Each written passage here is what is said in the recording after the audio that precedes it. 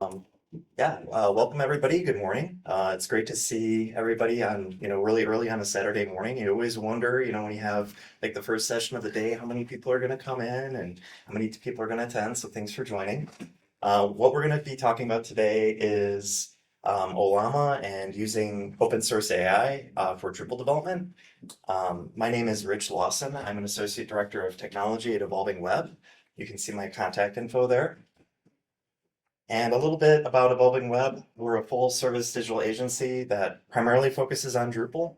And we're really proud of our open source roots. You can see a little bit more about us there in terms of, being really, involved with, Drupal development in the community.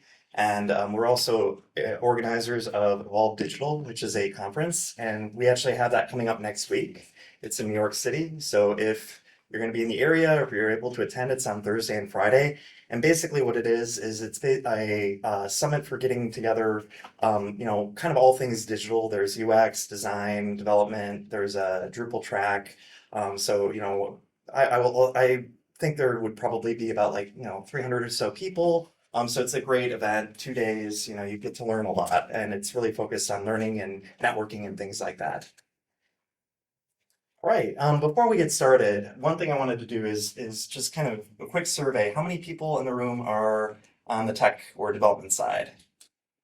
Okay, almost pretty much everybody, almost. And then how many people have worked with Ollama before or open source AI? Yeah, quite a few. Okay, great. Okay, so we'll see. It'll be great, to have some time at the end for questions and anything else that you want that comes up. So what we're going to do is we'll start by talking about open source AI a little bit. So that's mostly just kind of giving some examples and talking things through.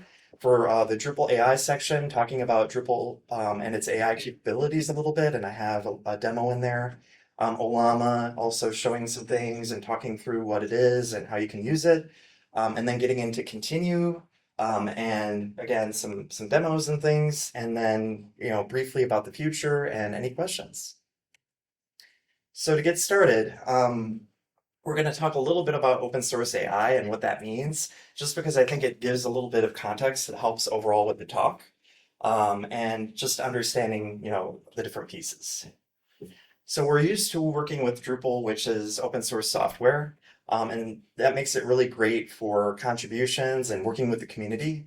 But what about when you apply open source to AI? There's a lot more complexity when you do that. So the Open Source Initiative, or OSI, spent a couple of years putting together a definition for open source AI with a number of different experts in various fields. And then they basically led this co-design initiative to come up with the definition that you see. And basically had worked on publishing that last year, and now they're basically getting more and more people to endorse this definition that they came up with. And the key to the definition is that you would want to be able to use AI for whatever you would like without having to get permission from anybody. You should be able to study how the system works. You should be able to look at the different components and see how the training code works and even look at the training data. So with open source AI, you should be able to change the system however you would want for any purpose that you have. And finally, you should be able to share that system with others. It's beyond the scope of the talk a little bit, but there are competing definitions or other definitions that are out there. So I just wanted to share a couple of those, like from the Linux Foundation and also Cornell. There are, when you look at open source models, there are some debates about whether or not a particular model is truly open source. And that's because there are just kind of some variations in terms of the particular licenses that are used. So when you have a project, one of the important things to do is to take a look at the licenses for the models to make sure that they're a good fit for your project. And that could be any model. It doesn't have to be, open source. It can be, closed source as well. One example would be, prohibitions against commercial use with some open source AI models that are not truly open source. And then you can run into all sorts of different restrictions. Like I give the example there, like obviously, if you get more than 700 million daily active users. That's a lot. You're very successful, but it's still a limitation. And so there can be things like that kind of baked into the licensing. But there are some fully open models out there. So one example is Ollama 2, which you can run with Ollama when we start talking about that. And one of the things I like about this particular diagram here is it shows you that there are like these variations in terms of how open these different open source models are. So there are other fully open models like DCLM from Apple, as well as Ollama 2. And so with a model like this, you end up with, all of the data being open and accessible, and the training code, you can get into that. You can look at the recipes that they use, and also evaluations are very transparent as well. So you might be wondering, well, why do we care, right? Like, why would we even consider open source models at all? Isn't it easier just to get it set up and get off and running with a cloud service? And you can use open source models in the cloud also. So I mean, you can do that as well, but usually there's a little bit more setup. So there are both advantages and disadvantages, of course. So you can see there that, some of the advantages are things we've already talked about, like transparency and privacy. And there's also a lot of customization capabilities. And there's also the democratization aspect of it, because the whole community, it's like with Drupal, right? You can get the entire community involved with a particular model and basically, tweak it and come out and evolve over time with new versions that are more capable. But then there is, the cost is both an advantage and a disadvantage, and I'll talk a little bit more about the disadvantages. The cost, obviously, on the advantage side is that, there's no licensing fees that you have to pay. From a disadvantage perspective, though, when you think about it, the cost can be a disadvantage because you will have to pay for like the infrastructure, and depending on how many resources you need, that can be cost prohibitive in terms of running the model well. And then there's like expertise requirements in terms of, having team members who know how to run it. And, also if you end up like having limitations based on budget for how many resources that you can run, it may limit the quality. You wouldn't be able to run maybe as powerful of a model. So those are some of the different considerations and different things to think about. So now that we've talked a little bit about the definition, some of the pros and cons and questions that surround open source models, let's talk a little bit about using AI in Drupal currently and get into some examples. So, there are already a lot of different, capabilities in Drupal. So it kind of started out where things were a bit fragmented, and there's been a lot of consolidation recently. And this is continuing as we look toward Drupal CMS 2.0. One of the initiatives for Drupal CMS 2.0 is to have a recipe for AI that will basically take a lot of nice handy features and make them very easy to use within Drupal CMS. And that will be releasing early next year. And so that's definitely an enhancement that is coming very soon. And then, Dries question? One thing, there is already an AI recipe in Drupal CMS. It's been there since 1.0. Oh. It doesn't, I think we're going to add more stuff to it, or the people working on it will add more stuff to it, but the recipe already exists, so you can always know. Yeah, for the agent.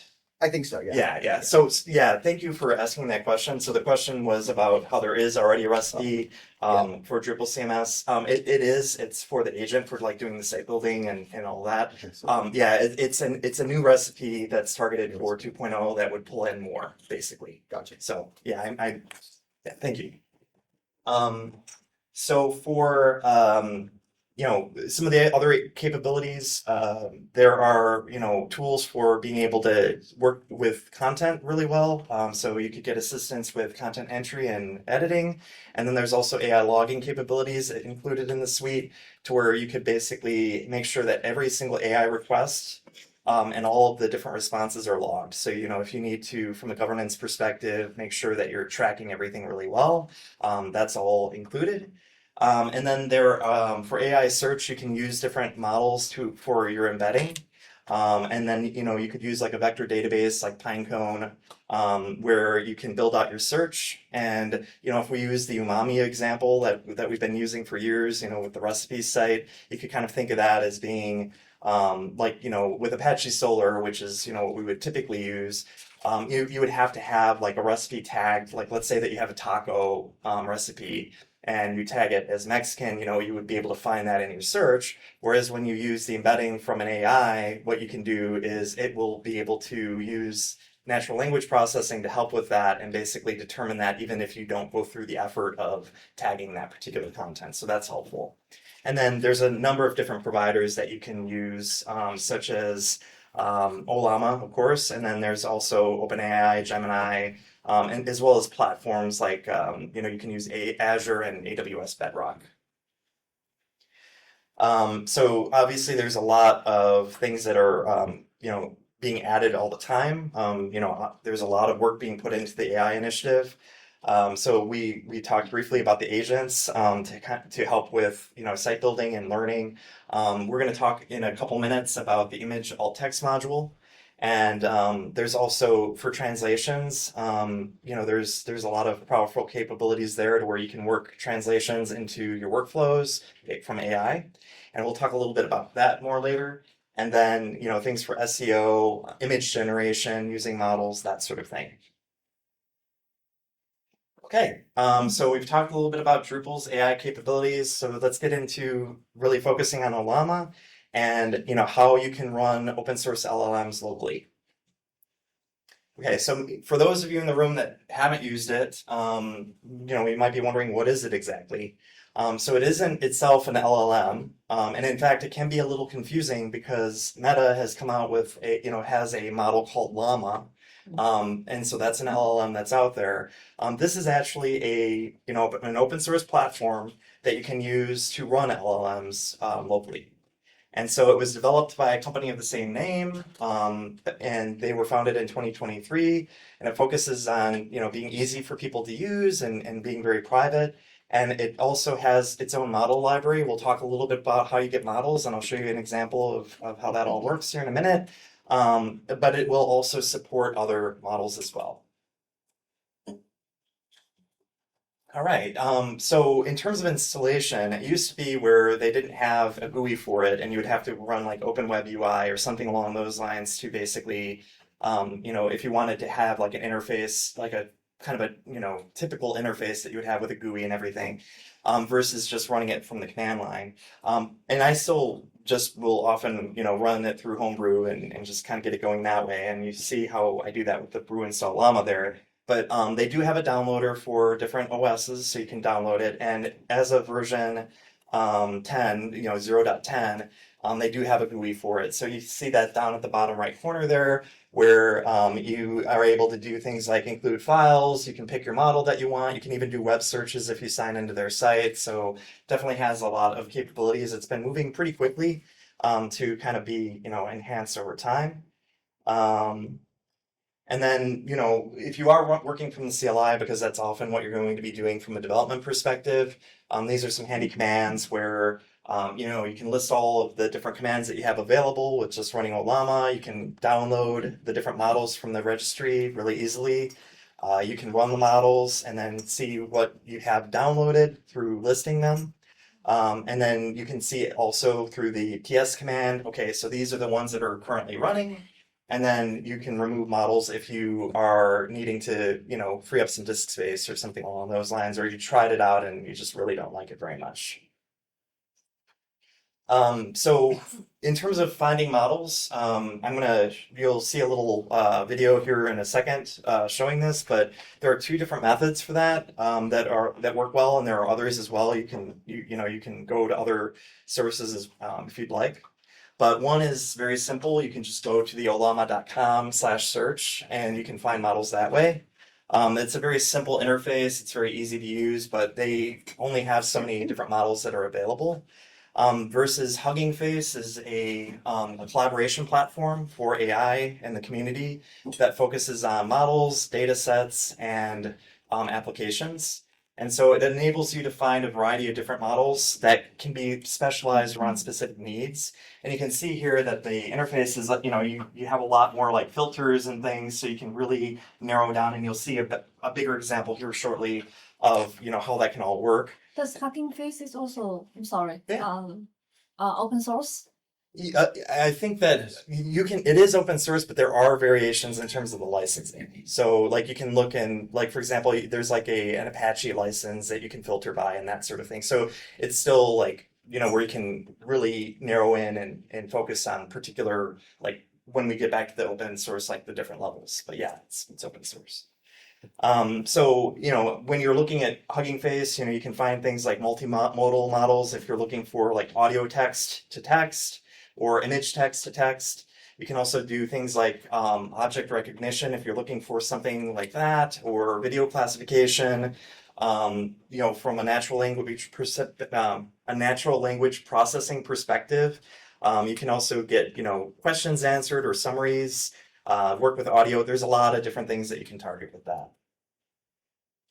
So here you can see an example of basically finding a model through the Ollama.com interface. You can see how easy it is, and then you can just copy and paste that into your terminal. And you can also select different models depending on exactly the sizing, like in terms of the resources available on your workstation and that sort of thing. Like if you want a more powerful model or less powerful model. And then this is Hugging Face, where you can basically go in and you could see that there are a lot more filters there. And we're going to talk in a minute about GGUF, but those are all compatible with Ollama. And then if you go to the installer there, you can actually select for Ollama and then pick from the different versions that are available. So yeah, it's a handy tool there. Okay, so so for the GGUF, I did want to mention that. So basically for GGUF, that is for GTP generated unified format. And so those are just compatible with Ollama, just out of the box. So that's why you would want to filter by those and look for those in Hugging Face. All right, so model files. So one thing that is nice about Ollama is that they do include the ability to have these model files where you basically are creating a blueprint for the creation and usage, and also for sharing these different models.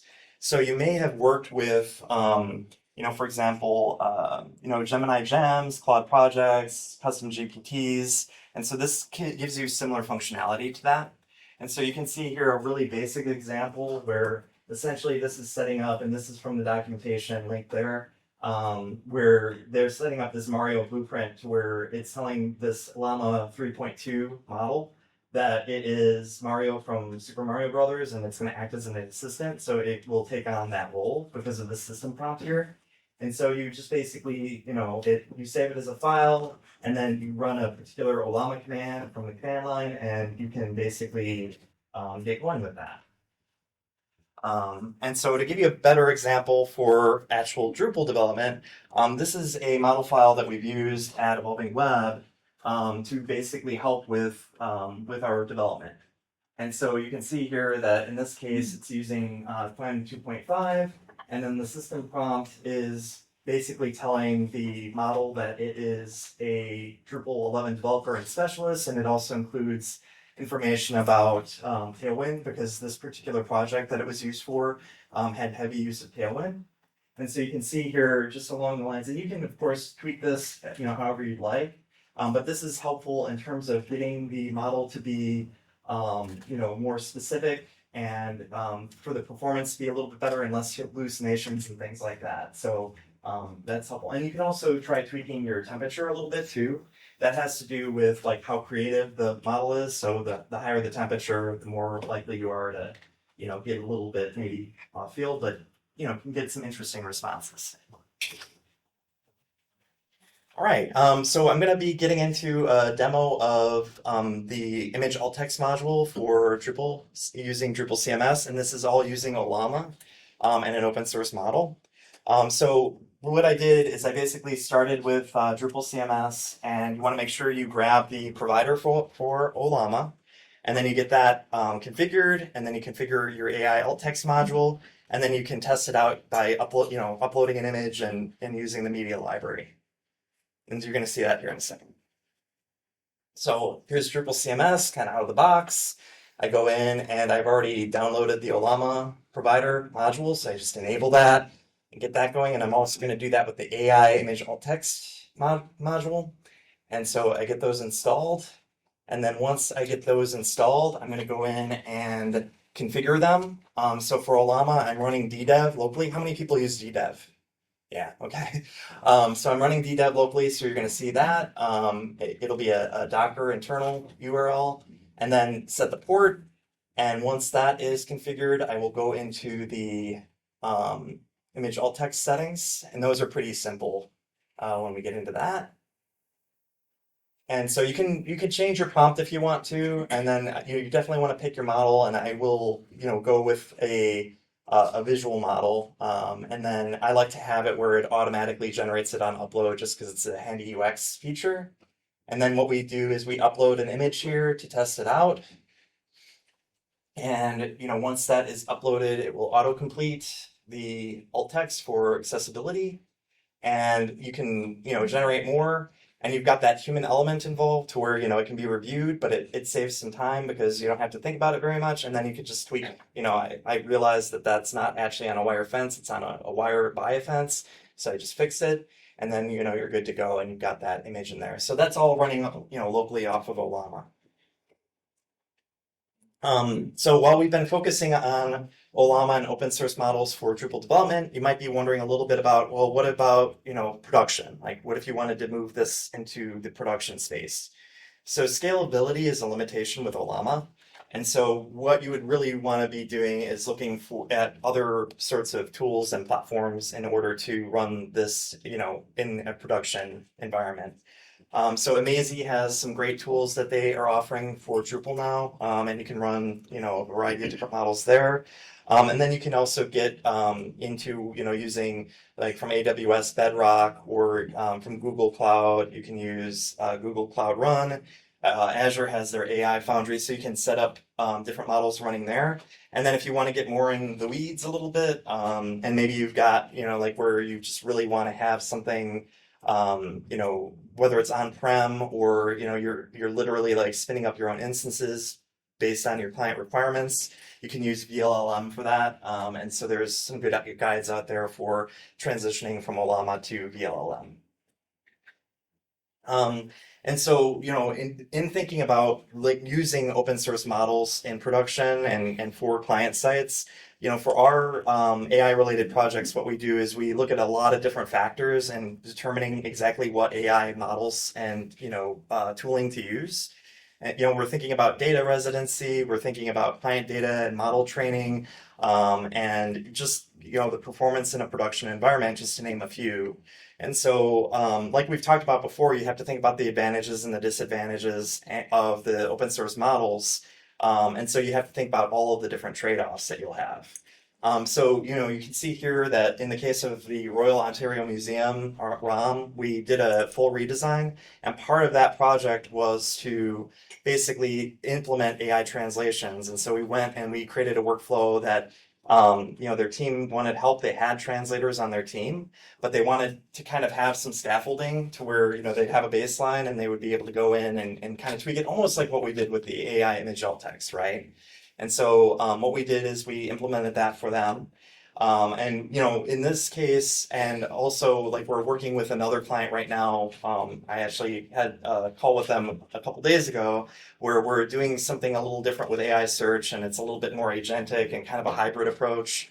And for both of those, because all of the data is public and it's already getting crawled by AI, like we ended up deciding to not go the open source route for those.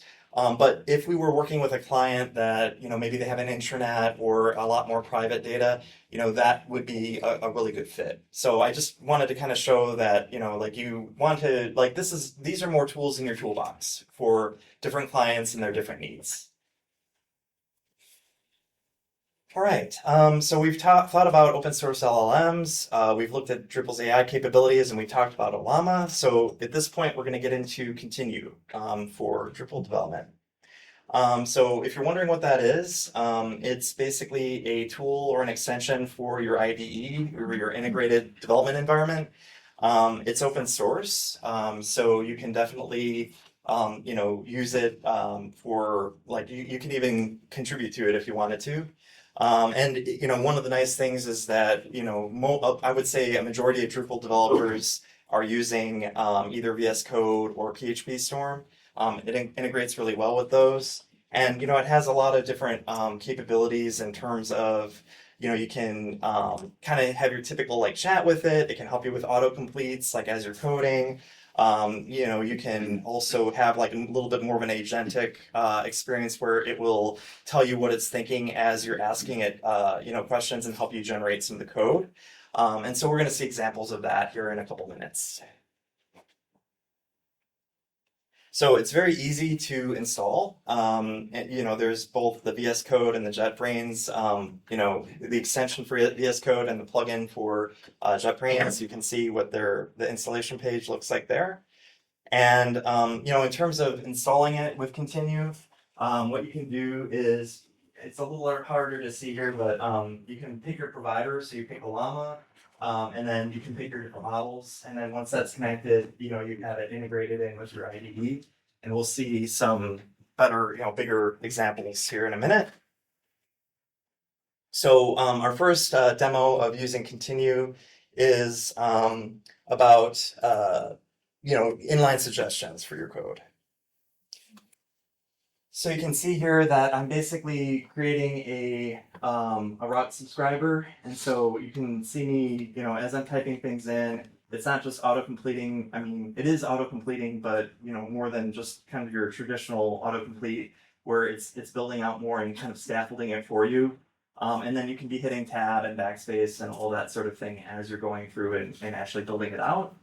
So it's really helpful for that. And then you can go in and make your changes. And like this is a way, if you're just kind of sitting down to program versus just having it generate all of the code for you, if you want it to be a little bit more interactive and you want to start making changes and just get that constant, feedback, that's a good option for that. So you can also use it for code commenting. And so for that, like you can see here that I already had some comments in here. I again used a route subscriber so we can do more apples to apples versus doing something completely different. And so what I did is I selected and I basically, right clicked in the context menu and I told it, go ahead and, give me some code suggestions. And if you've ever dealt with a merge conflict or, you get this interface where you can accept and reject the different changes that the tool is making. So, it's a very familiar interface and you can decide, whether or not you want to include it. You determine your own level of verbosity depending on the complexity of your code. But, it's helpful because, sometimes, we forget about this and sometimes maybe it's helpful just to kind of get, a little bit of feedback in terms of your comments. And, you can be very selective with it.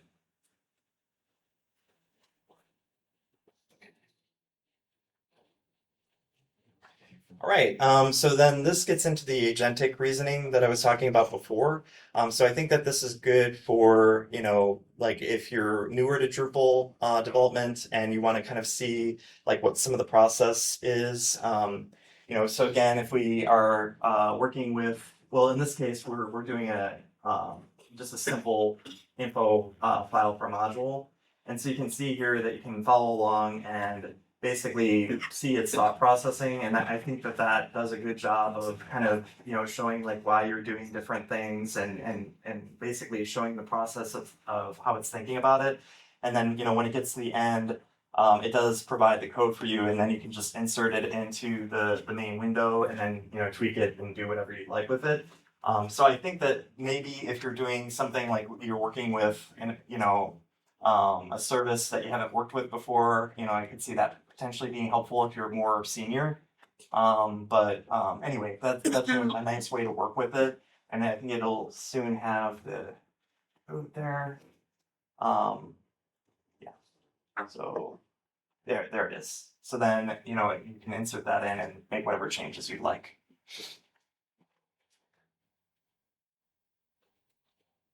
Okay, and then there is just, if you just want it to generate some code for you, this will show you what that looks like. So in this case, what I did is I asked it to generate a route subscriber that allows me to alter the route defaults for the where I'm basically overriding the form defaults to change the titles, and this is based on an existing module and what it was doing. Just want to see how it would scaffold it out. And so you can see there that, pretty quickly, generated all of that for me. And again, you can go through and, make whatever modifications you need.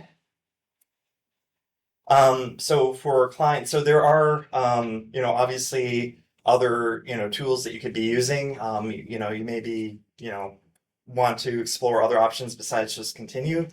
So Klein is a code assistant that is also really popular.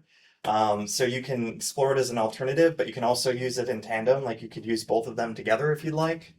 And so it, Continue does a really good job with auto-completing code and, being conversational, whereas Klein, I think, does a good job with like multi-file editing, kind of like generating, larger, sets of code and complex tasks. But you can use them together.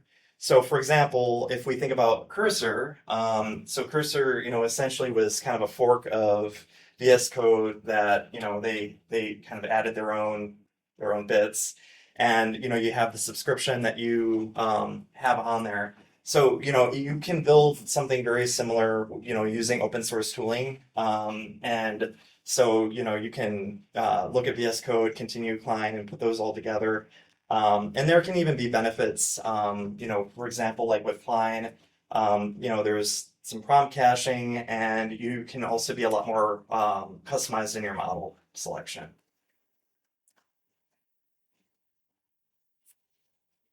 All right, if we think a little bit about the future, so we were talking, before about how the AI initiative has been like a really big focus. You've probably seen the exciting demos that Dries has been doing, like in Vienna, when he showed the capabilities of Canvas with AI.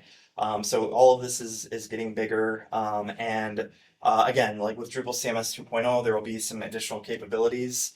Has anybody tried MCPs out with Ollama yet? No. Yeah. Not with Ollama? No? Okay. Yeah, so that's one of the things that I'd like to look into, because there are some bridges that are out where you can basically bridge Ollama with some MCPs. And for people who don't know what MCPs are, it stands for Model Context Protocol.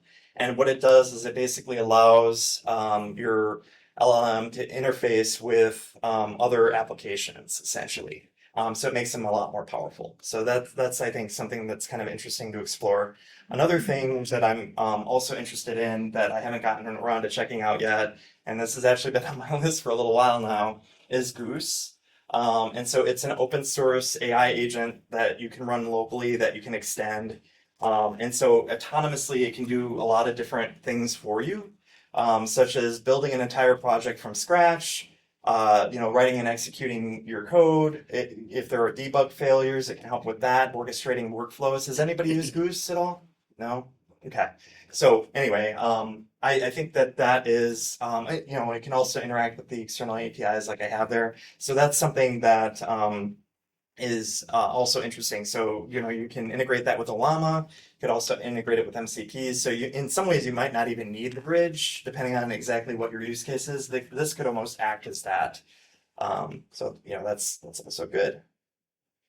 Okay, so that is the talk. If there are any questions, I'm happy to answer those. Yeah, go ahead. How performant is this? I mean, is this going to make my laptop take off and fly away, or blow up the battery? I mean, what are we looking at? Yeah, so it really is dependent on like the size of the model and the capabilities, and then also it depends on how old, or new, and how many resources you have on the laptop. So like in my experience when I'm using it, it performs well. I mean, I'm not seeing any major differences between when I'm plugging things into, like via Gemini or ChatGPT or something along those lines, and when I'm running the models locally. And so I haven't been running into performance issues, but for the models I'm using. So I guess it really depends on what you're looking for. So I mean, two questions. How accurate it is, and do you try unit testing with continue? I mean, I'm focused on continue Mhm. before, and also another question is like because our code base is private, so it cannot. Is that gonna scale off the code base? I know Ollama is local. Is there any? But it's open source, so not sure. Like, is that gonna be safe to use it? Yeah. Okay. So you had a few different questions there. So at first you were asking about. Could you remind me of the first question? How accurate? The accuracy. Yeah. Yeah. So again, things will vary a little bit, but one of the things that has really helped us, and that if you haven't tried it out yet, those model files really help, because like if you just kind of use the generic, Comments or something. yeah, like what'll happen is that it will hallucinate more. It just the accuracy is a lot lower, so that does help a lot. And then obviously like as with quantization and other things like they're basically able